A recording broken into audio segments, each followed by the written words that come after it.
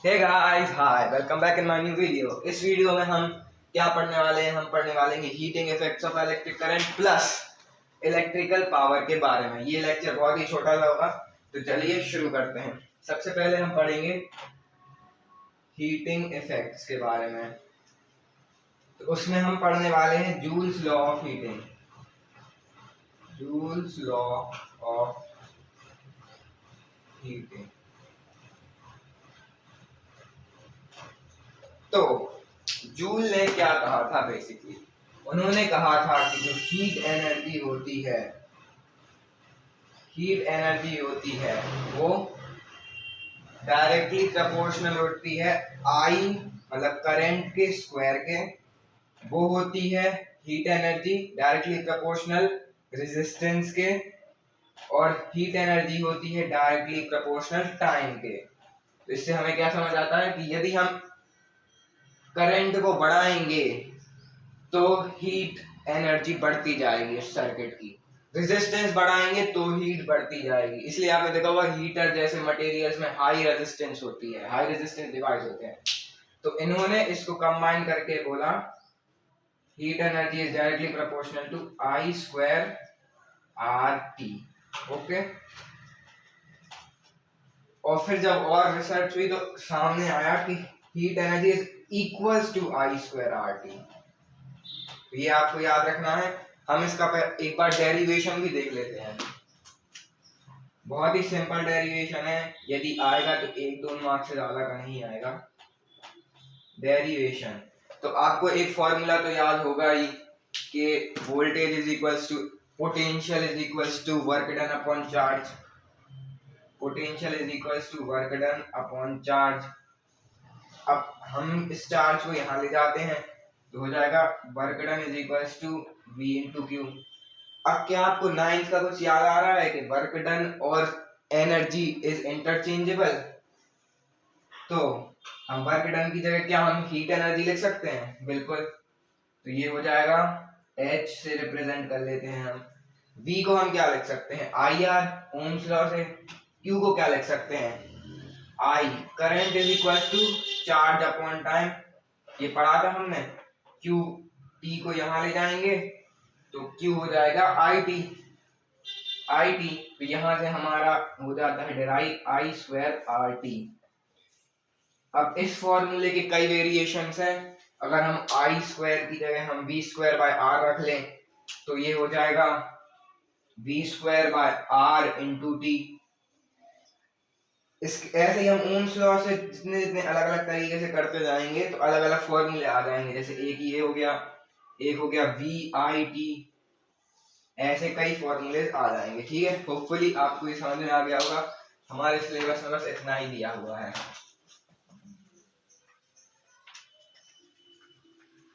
तो अब हम बात कर लेते हैं इलेक्ट्रिकल पावर की। तो 9th क्लास में वर्क एनर्जी पावर में हमने पढ़ा था पावर होता है एनर्जी अपॉन टाइम या वर्क डन अपॉन टाइम, अगर याद हो तो। या फिर पहले हम वर्क डन अपॉन टाइम ही लिखते हैं। Basically rate of doing work होता था पावर, तो हमने इसको लिखा ऐसे। तो एक फॉर्मूला तो हमने जो पढ़ रखा है वही हो गया। ठीक है, अब दूसरा formula power is equals to energy upon time हो जाएगा, क्योंकि work done and energy are interchangeable. ठीक है, अब एनर्जी के हम इतने सारे फॉर्मूलेज पढ़ के आए हैं अभी जस्ट, तो हम उनको ही यहाँ पे पुट करके देखेंगे तो हमारे पास डिफरेंट डिफरेंट वैल्यूज आएंगी। तो मैं अब कर नहीं रहा हूँ, मैं आपको डायरेक्ट फॉर्मूले बता दे रहा हूँ। तो एक आएगी VI power is equals to VI, एक आएगी power is equals to V square by R, एक आएगी power is equals to I square R। ठीक है, तो मैं आपको रिकमेंड करूंगा कि आप या तो पावर के फॉर्मूलेज याद कर लें सारे, और या तो आप कर लें एनर्जी के। बस एनर्जी हो तो डिवाइड बाय टाइम कर दीजिएगा, पावर याद करें तो इनटू टाइम कर दीजिएगा, तो आपको सारे आंसर आ जाएंगे। अब सपोज रेजिस्टेंस सीरीज में कनेक्टेड है तो ऐसा कहा जाता है, मतलब ऐसा बोला जाता है कि आपको ये वाला फॉर्मूला यूज करना चाहिए। अब ये वाला क्यों यूज करना चाहिए? क्योंकि सीरीज में जब होगा तो करंट तो डिवाइड नहीं होगा, अगर आपने नेट करंट निकाल लिया तो वही इसकी वैल्यू हो जाएगी। लेकिन यदि आप वोल्टेज निकालेंगे तो वो डिफरेंट रहेगा हर रेजिस्टेंस के लिए, क्योंकि हमें वोल्टेज डिफरेंस निकालना पड़ता है, पोटेंशियल डिफरेंस। नेट पोटेंशियल से हमारा आंसर नहीं निकलेगा सही। तो जब सीरीज में कनेक्टेड हो तो हमें ये वाला फॉर्मूला यूज करना है, और यदि पैरेलल में हो तो हमें ये वाला यूज करना है। आंसर दोनों से निकलेगा, लेकिन आपको मेहनत कम इसमें लगेगी इस केस में।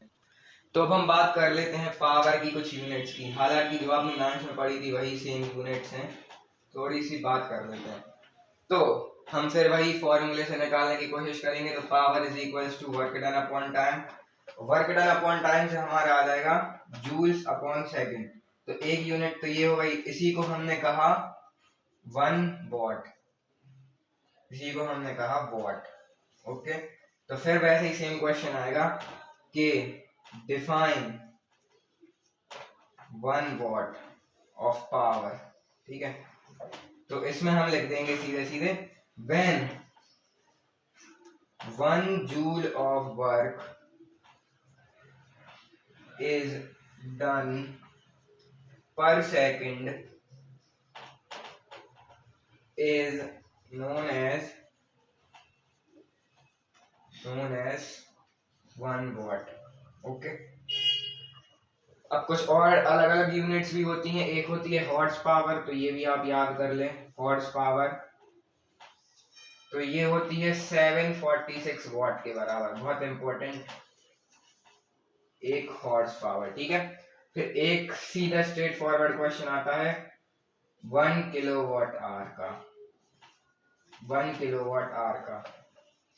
तो इस ये एक बड़ी यूनिट है, बेसिकली कमर्शियल यूनिट है, और 1 किलोवाट आवर को ही हम बोलते हैं 1 यूनिट। आपने देखा होगा आपके पेरेंट्स बात करते हुए बिजली के बिल में 1 यूनिट हो गई, 2 यूनिट हो गई, 10 यूनिट हो गए खर्च, ऐसे। ठीक है, तो इसको आता है जूल्स में कन्वर्ट करने के लिए 1 से 2 मार्क्स का क्वेश्चन। तो सिंपली देखिए हम क्या करेंगे, 1 किलोवाट आवर लिखेंगे, इसको हम क्या लिख सकते हैं 1 किलोवाट और 1 आवर। ठीक है, तो 1 किलोवाट इंटू 1 आवर। ओके, इसके बाद 1 किलोवाट में कितने वॉट, किलो मतलब 1000 वॉट। 1 आवर में कितने सेकंड, क्योंकि हम इनको ऐसा यूनिट्स में लेके जा रहे हैं, तो 1 आवर में 3600 सेकेंड्स।